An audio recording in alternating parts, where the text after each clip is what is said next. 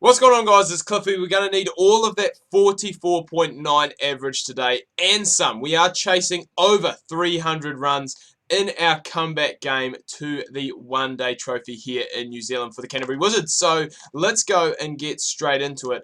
220, we're chasing about 225, I believe. So we need to go over 6 runs and over.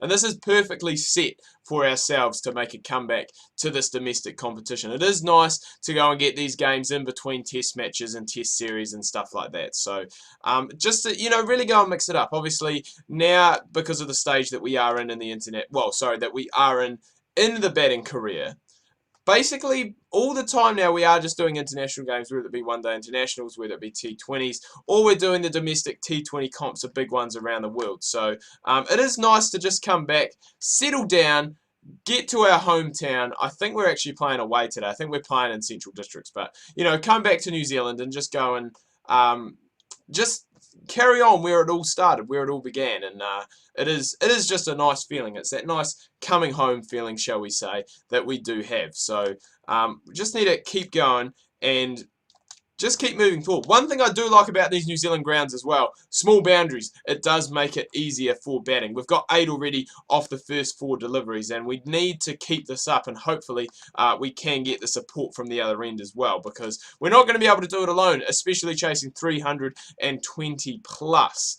We are going to need some support from the other end. So hopefully we can go and do that. We can really make the most of the power play, which we've done so far in this first over, and just continue on our good form. Obviously, we do have a very good record when it comes to domestic one-day cricket, and that's a great bit of fielding. Great bit of fielding to save a run, and we are going to actually keep the strike. So 15 coming off the first over. Great bit of fielding down at the boundary. I don't know who that was, but superb. That is just what you want. First over of the game, you want your players, you want them going and doing that. Ooh, it's uppish. Take the single, though. We'll give George Worker some strike. That has seemed to be a problem in the past, that George Worker has just really not been able to get going because he has been deprived of strike early on. So hopefully that... This is why we deprive you of strike, George Worker, because you don't score runs, mate. You always get out cheaply. And it's up to 2 metre Peter, or I think it's 2 metre Peter who comes in at number 3. Yeah, it is. It definitely is 2 metre Peter. Look at that big fella running up and down the pitch. Those big, long legs. It must be easy, I must say, to be a tall... I mean, I don't consider myself an overly tall guy. I'd probably consider myself average height.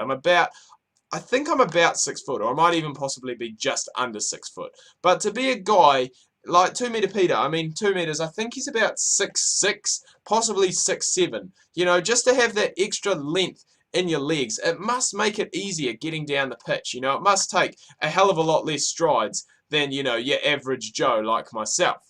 Especially, when you start to get on when you're playing a longer innings, it is going to make it, I wouldn't say it would make it easier, because you are still going to be fatigued and you're still going to be tired, but I guess the less steps you have to take getting down the pitch, the better. The less energy you kind of have to exert, shall we say, to go and get down the other end to complete that run. We're not having to do much of that at the moment. We are playing an aggressive style of play here today. We've moved on to 27 off 11, and as I said, we do need someone else from the other end to really go and start giving us a little bit of support. Fulton's done that a little bit. I believe he's taken 6 off the last over. 6 off 6, so that's all right. We will, we can go and take that and move on from there. And we're just going to continue, keep peppering those covers all day long while there is a fielder not placed in that region. So I'm just trying to see.